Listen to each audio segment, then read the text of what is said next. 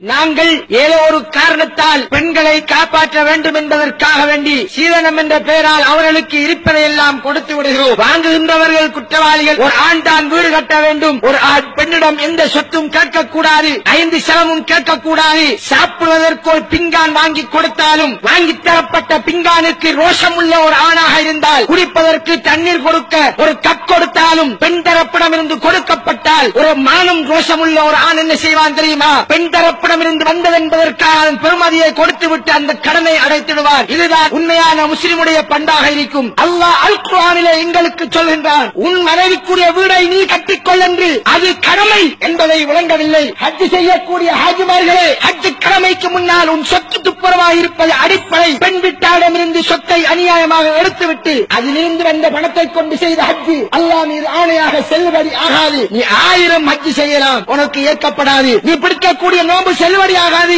நீ தொழக்கூடிய தொழுகை செல்லுபடியாகாது. உன் பிரார்த்தனை ஏற்கப்படாது. இவ்வாறு இந்த சமுதாயத்தின் ஒவ்வொரு தனிநபரும் இருந்தால் யா அல்லாஹ் யா அல்லாஹ் என்று அழைப்புகள் வருகின்ற போதெல்லாம் நாம் அல்லாஹ்விடம் 1000 குனுத் ஓதினாலும் துஆ ஏற்கப்படாது. ஏற்பதற்கு முதலாவது நிபந்தனை எங்களுடைய உடம்பில் இருப்பது ஹலாலாக இருக்க வேண்டும். அல்லாஹ்வை பயந்து கொள்ள வேண்டும். மறுமை ஒன்று இருக்கிறது என்பதை விளங்கிக் கொள்ளுங்கள். அந்த மறுமையிலே தப்ப வேண்டும். நரகத்திற்கு செல்லக்கூடாது. எங்களை நாம் வாங்குகின்ற எந்த சீதனமும் காப்பாற்ற மாட்டாது. சீதனம் என்பது ரகசியமாக எடுப்பதல்ல, பகிரங்கமாக வலிந்து எடுப்பது. அல்லது திருமணம் செய்துவிட்டு தராவிட்டால் விட்டுவிட்டு செல்வேன் என்று வற்புறுத்தி எடுக்கிறார். வலிந்து பயமுழுத்தாட்டி எடுக்கிறதற்கு பெயர் கொள்ளைக்காரன் என்று சொல்வோம். ஆண் என்ற இறைவன் தந்த அந்த சிறப்பை பாவித்து திருமணத்திற்கு முன்னால் பறிக்கிறார், அல்ல திருமணத்தின் பின்னால் பறிக்கிறார். சீதனத்தின் பெயரால் எத்தனை உயிர் கொல்லப்படுகிறது, எத்தனை பேருடைய சொத்து பறிக்கப்படுகிறது. என்னிடம் வந்து எத்தனை தகப்பன்மார் கொடுத்து விட்டு வல்லாஹி அழுதிருக்கிறார்கள். மௌலவி சீதனம் தேவையில்லை என்று வந்தான். மௌலவி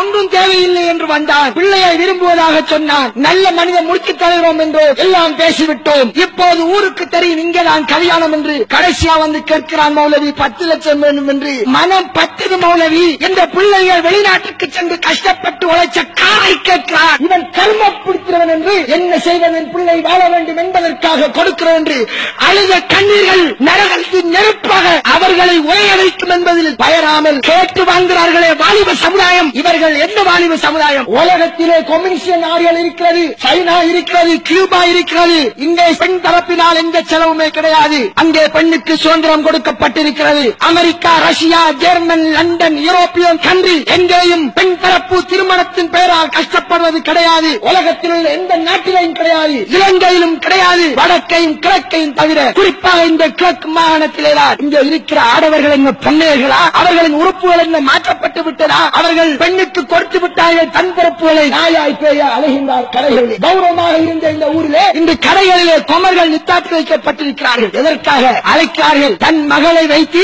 தொழில் செய்ய பழகிவிட்டார். 16 பருவ வயது நிரங்கி அந்த பெண்ணை கடையில வைத்தால் எவனாவது வராமல் இருப்பானா? அவன் வருவது சாமான் வாங்க அல்ல. கட்டம் கட்ட தகப்பரே, சிந்தித்துக் கொள். உன்னுடைய மகளை வைத்து நீ பிழைப்பது ஆகாது. ரோஷம் இருக்க வேண்டும், மானம் இருக்க வேண்டும் என்று சொல்வோம். எங்க இந்த முஸ்லிம் சமுதாயத்தின் கௌரவமும் மானமும் எல்லாமே போய்விட்டது. காரணம், நாங்கள் ஆம்பளைகள் எங்களுடைய கடமைகளை விட்டுவிட்டோம்.